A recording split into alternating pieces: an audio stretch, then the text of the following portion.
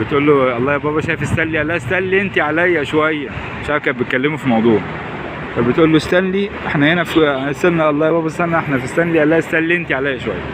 فاحنا في منطقه ستانلي وده كوبري ستانلي.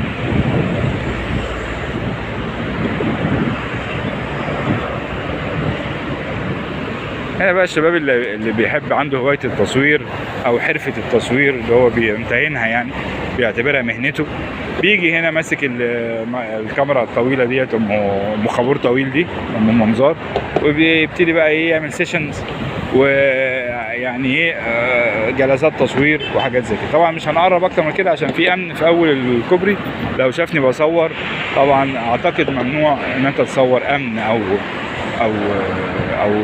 يعني ايه فرقه حراسه او ايا كان حاجه زي كده.